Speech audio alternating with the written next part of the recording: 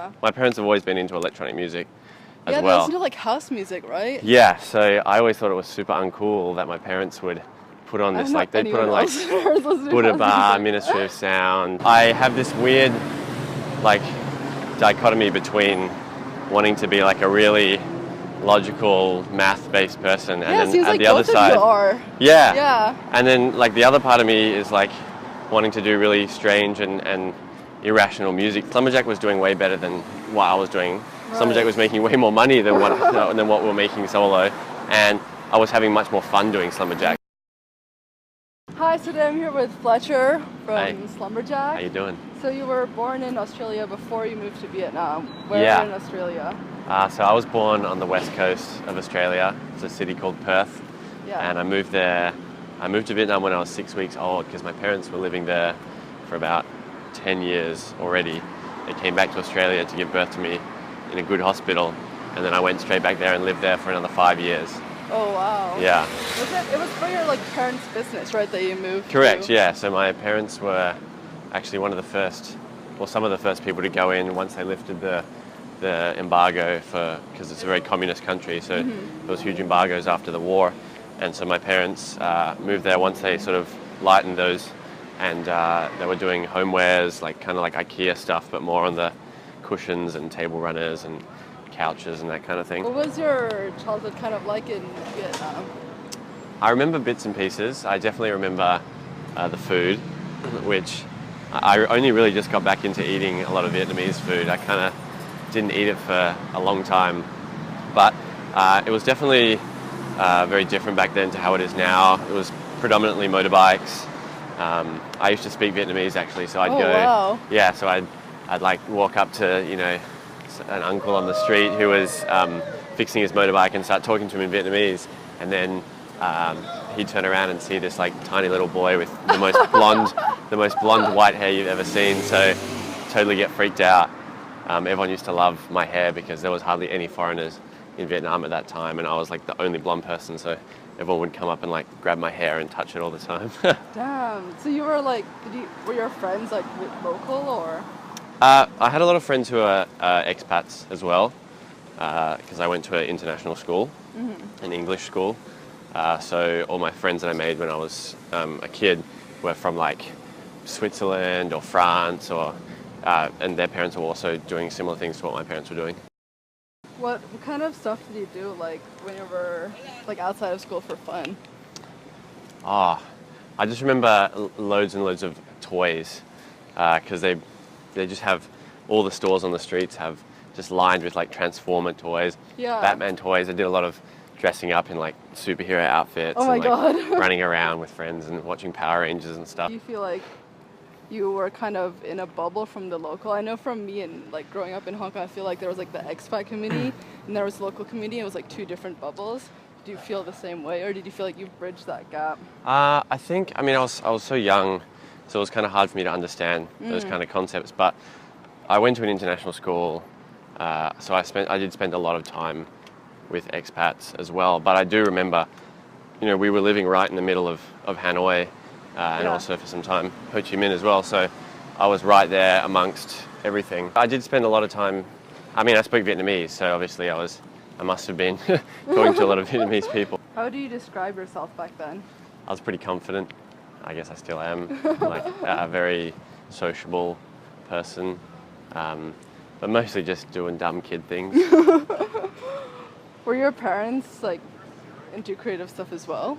Yeah, definitely. Mum did all the designs for the stuff they were producing. Mum was a drama teacher. She was also an English teacher when she was younger. Dad is more the sciencey side of me, so he was a civil engineer.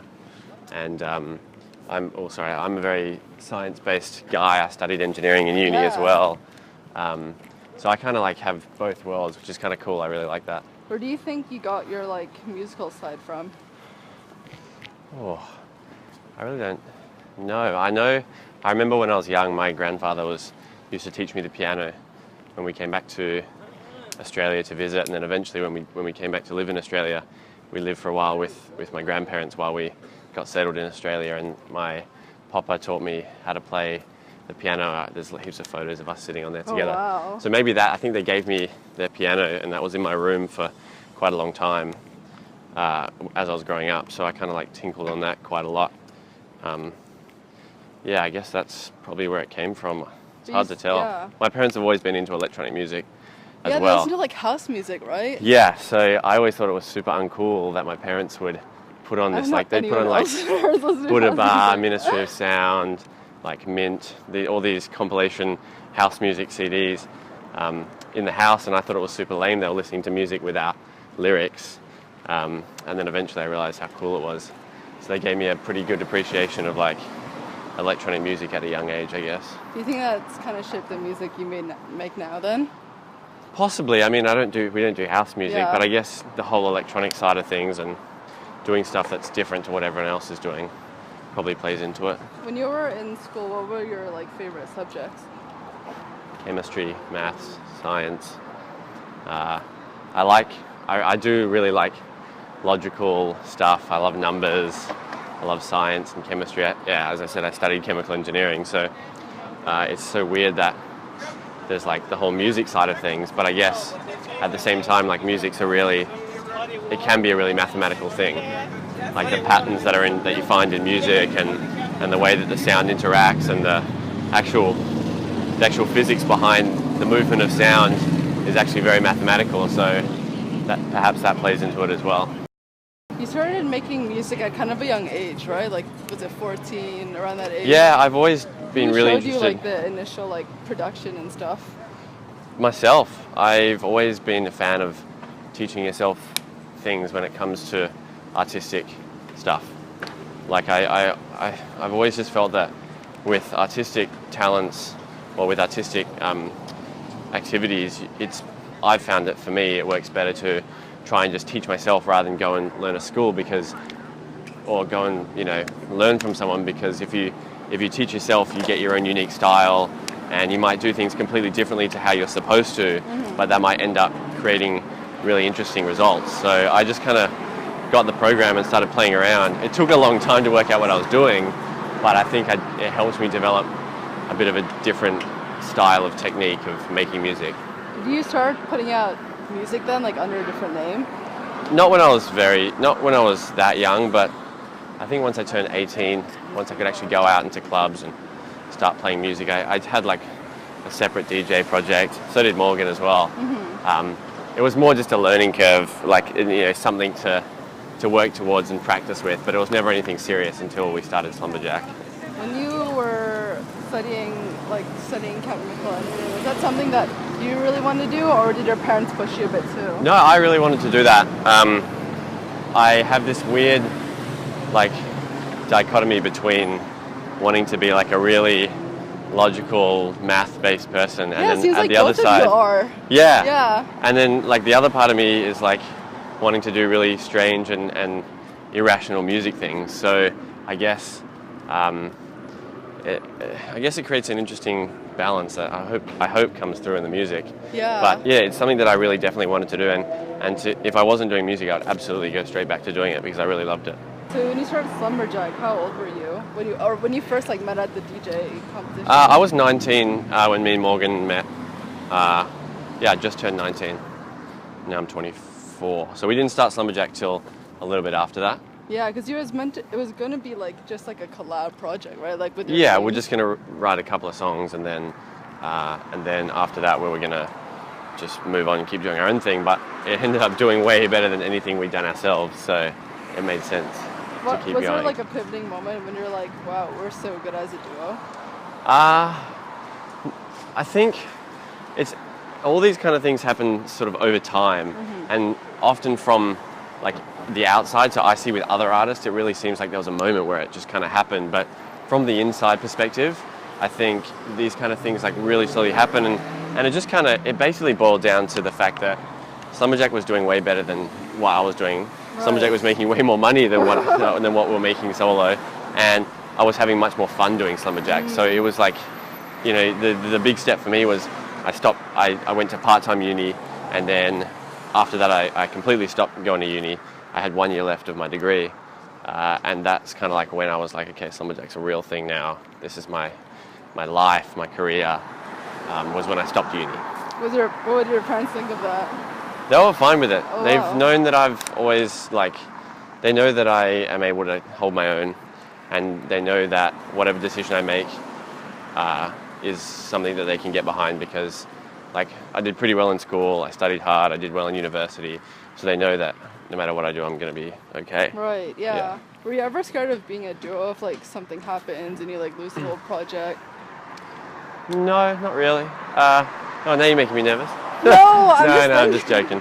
Not at all, no. I mean, we have it, it's a company, so, when things happen, it gets sorted out through the company and it'll be fine. I'm sure it's just a risk you have to take, I guess, because the benefit of being in a duo is just so much more. So it's a risk-reward type thing. Yeah, and you also so you were teaching Morgan music theory, and he was teaching you something else, right? You both Oh, so he taught me music theory. Oh, he taught you. In terms of, he taught me because he was classically trained, I knew nothing about how chords and scales and harmonics and all that kind of stuff worked. So he taught me basically everything I know about that. I just knew, I just knew melodies and playing notes one after the other, nothing about harmony and chords, and so he taught me all that. I taught him the producing music side of things, so how to actually use a computer and tweak the right parameters to get the sound that you can imagine in your head actually out of the speakers, because he'd never used any music production software before we met. How do you think the music you make now with him compared to the initial music you first made earlier on?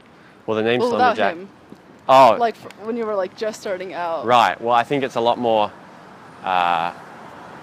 rhythm-based now, and we have a lot more harmonic content in the songs. The stuff I was making before was we call it atonal, so it's all on the root note. So the drop, the chorus, I guess, is all just based on the sounds, the sound design, rather than actually on the melody and the harmonics and chords you use. Whereas now I think we focus a lot more on that side of things, because Morgan brings so much history and knowledge of that kind of tonal content to the project. So you had, what was it, an internship for Shell that you turned down?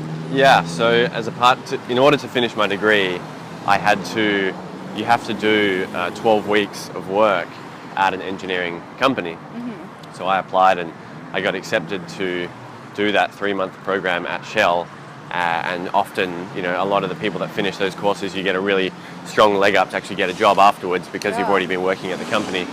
And I had to actually turn that down because I knew I couldn't do 3 months full-time work and keep SLUMBERJACK going.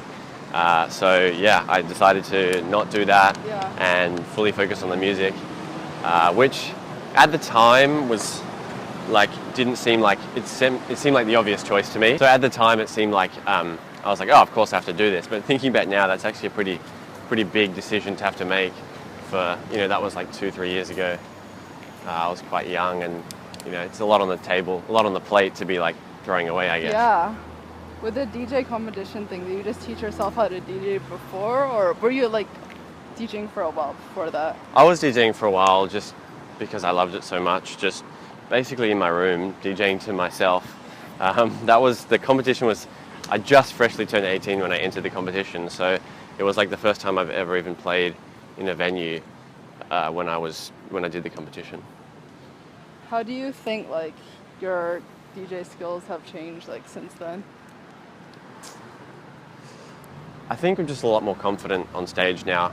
I think the actual DJing itself has, I would say obviously I'm better now because we've been DJing a lot more, but at its core, DJing, once you're, I personally think that DJing is DJing, it's song selection, it's mixing between songs, and you can get to a certain level with that, but where the real skill comes is confidence on stage, ability to read the crowd and interact with an audience. So the DJing itself is probably about the same as it was back then, because I've been DJing forever, but I think the actual stage presence and being able to interact with the crowd and read off the crowd and work back and forth has definitely improved a lot. The more and more we get in front of a crowd. When you were first starting out at such a young age, were you ever scared of labels or people out to scam you? We were lucky when we started. We had someone sort of who had a foot in the industry help us out and tell us, you know, show us the ways of the industry. I had no idea about agents and labels and managers and lawyers and all this stuff. I just thought people DJ'd and somehow, I didn't even really think about it as a kid. And so we had someone who sort of showed us into that world and showed us how it worked and told us what to look out for. And that kind of really helps. But I guess you always, even now, you have to be on the lookout for people who are just trying to make money off you, I guess. Yeah. Rather than actually being passionate about the project. And that's why me and Morgan always go with the mantra of we always work with the person, not the company. So even if someone works for an amazing company which represents amazing artists, if we don't vibe on that particular person, really we're not gonna work with them.